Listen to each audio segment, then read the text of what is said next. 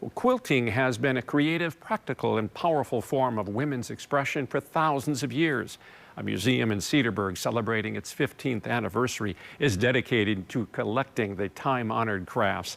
Our Catherine Merck shows us the next step being taken to preserve the stories in the stitches in our Sunday morning spotlight.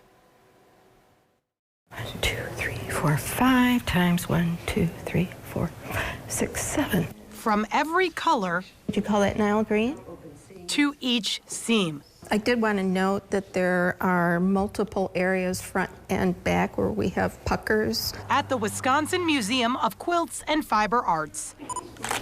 They log all of it. We are saving history. Just ask Mary Beth Schmidt.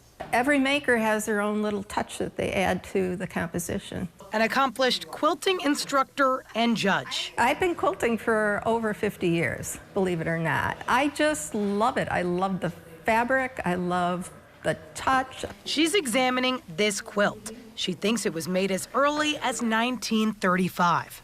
This quilt was made later than those colors. The museum grew out of that and grew out of the idea behind, capturing these stories and really wanting to share and tell these stories. Executive Director Melissa Ralstad said the Cedarburg Museum is celebrating its 15th year. I might be the executive director, but I am not a quilter. You don't have to be to love these things. If you like art, if you love art, these are pieces of art. A refurbished barn holds items families once had in their homes, now considered heirlooms. These are the things we sleep under. They're the clothes we wear. That doesn't mean that they're not art.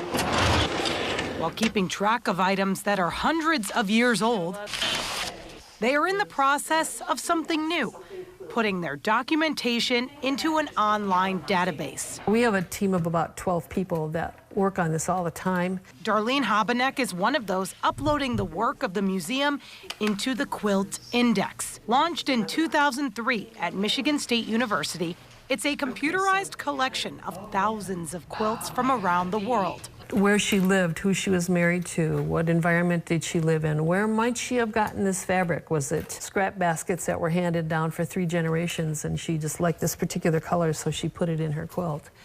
All that stuff is there. That huge repository of information is available for historians and researchers, and so it won't fade out and die. The team is about 2/3 of the way through digitizing 8,000 quilts. We have quilts in the collection that we'll never be able to exhibit. They're too fragile to actually put on view. Somebody can look in the database and see those. Each scan makes every stitch. There is a slight wear on one of the signatures on the quilt. Last forever. The fabrics and the colors and the old dyes that were used and how dyes have changed, they age. All this stuff's important. While the women who made some of these quilts are no longer with us, their stories live on in these stitches. I think it was primarily the work of women all these years. That's the important part to me, that it's not lost.